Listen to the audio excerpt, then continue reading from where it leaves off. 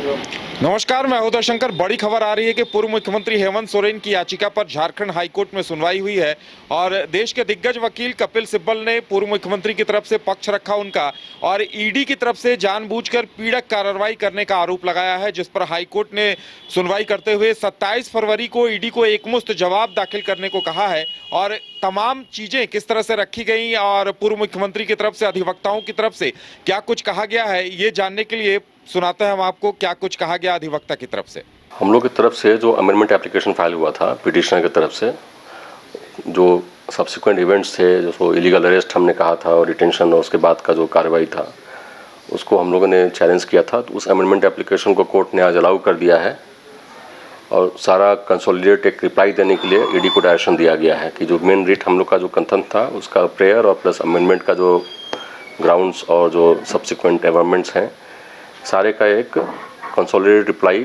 ED को file करना है और इसका फाइनल डिस्पोजल के लिए कोर्ट ने 27 तारीख के लिए डेट रखा है। हमारे लिए जो हम लोग चाहते थे वो आज अलाउ हो गया अमेंडमेंट एप्लीकेशन।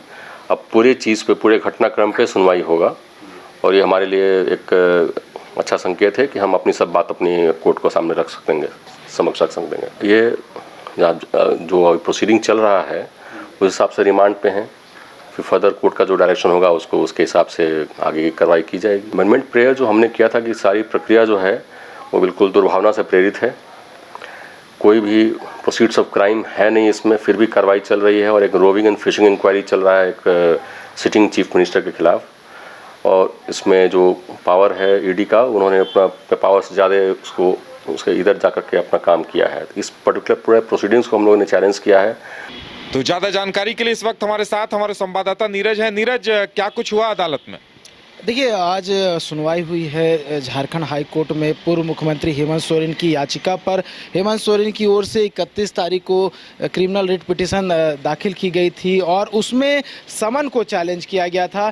लेकिन उसके बाद जब सुनवाई हुई तब सिनारियो जो था वो पूरी तरह से बदल चुका था, क्योंकि उस समय समन को चैलेंज किया गया था, लेकिन उस समय उसके बाद का जो सिनारियो था उसमें हेमंत सोरेन की गिरफ्तारी हो चुकी थी, जिसके बाद झारखंड हाई कोर्ट में हेमंत सोरेन की ओर से एक आईए दाखिल किया गया था और उस आईए के माध्यम से बताया गया था कि हेमंत सोरेन की जो गिरफ्तारी हुई है वो गलत है। एक सिटिंग सीएम को गिरफ्तार किया गया है और वो गिरफ्तारी कहीं ना कहीं गलत है और उस याचिका में ये बात जो है इंक्लूड किया गया था।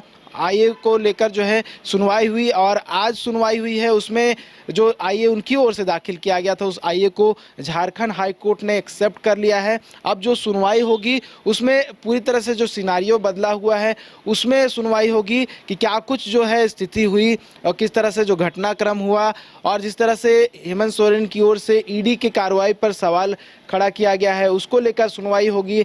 आज जो सुनवाई हुई है उसमें ये कहा गया है कि हेमंत सोरेन पर जो कार्रवाई ईडी के अधिकारियों ने किया है वो गलत है। अपने पावर से अधिक जाकर ईडी ने कार्रवाई की है, एक सिटिंग सीएम को राजभवन से उठाया है, वो कहीं ना कहीं गलत है। हालांकि झारखंड हाई कोर्ट ने ईडी को जवाब दाखिल करने के लिए कंसोलिडेटेड जवाब दाखिल करने के लिए 27 फरवरी का दिन निर्धारित किया है और 27 तारीख को जो है इस पूरे मामले का जो है हो सकता है कि जो वाइंड अप है वो हो जाए, उस दिन हो सकता है कि इसका जो है फैसला भी आ जाए। लेकिन ये कर सकते हैं कि जो हेमंत सोरेन की ओर से जो एक पिटीशन दाखिल की गई थी वो एक्सेप्ट हो गई है। अब उस मामले पे जो है पूरे मामले की जो है सुनवाई चलेगी और जो महाधिवक्ता है और जो हेमंत सोरेन की ओर से पक्ष रख रहे थे राजीव रैना, उन्होंने भी बताया कि हमने जो है जवाब दाखिल कर दिया है और आईए दाखिल कर दिया है और उस आईए के माध्यम से हमने बताया है कि किस तरह से एक सिटिंग सीएम को जो है गिरफ्तार किया गया है, दुर्भावना से प्रेरित होकर जो है पूरी तरह से कार्रवाई की जा रही थी। और उस समय जिस तरह से मैंने बताया कि समन को चैलेंज किया था, अब पूरा सिनारियो चेंज हो गया है। अब ईडी जो है अपनी ओर से जवाब दाखिल करेगी। अब देखिए, अब 27 तारीख को इंतजार करना होगा क्या कुछ होता है, लेकिन बड़ी सुनवाई हुई है और अब बड़ा अपडेट है कि हेमंत सोरेन की जो आईए था यानी कि जो अमेंडमेंट याचिका था वो जो है झारखंड हाईकोर्ट ने एक्सेप्ट कर लिया है। चलिए, आप अब देखने वाली बात ये होगी, क्योंकि पूर्व मुख्यमंत्री के अधिवक्ताओं की तरफ से कहा जा रहा है कि तमाम तथ्य रख दिए गए हैं और उन्होंने ये भी कहा है कि राहत मिलने के आसार हैं। लेकिन देखने वाली बात ये होगी कि ईडी जब अपना पक्ष रखती है तो किन तथ्यों को रखती है, क्या क्या तथ्य सबूत प्रमाण देती है और उसके आधार पर हाईकोर्ट अब 27 फरवरी को अपना निर्णय सुनाएगा। तो देखने वाली बात होगी कि उस दिन क्या कुछ आता है। फिलहाल हमारे दीजिए इजाजत और आप देखते रहिए न्यूज़ 22 को। नमस्कार। घर के लिए ग्रोसरीज की जरूरत हो या चाहिए फल और सब्जी, डेयरी या बेकरी प्रोडक्ट्स चाहिए या beverages, snacks and branded foods चाहिए हो या ब्यूटी प्रोडक्ट्स, अब इनके लिए अलग अलग दुकानों की तलाश हुई खत्म, क्योंकि रांची में खुल गया है केस्टो मार्ट, जो रखे आपका और आपके बजट का ख्याल। हर सामान पर 5% की छूट, होम डिलीवरी की सुविधा भी। आज ही पधारें। Kesto Mart, one-stop solution for every customer's requirements. Call 9153989339.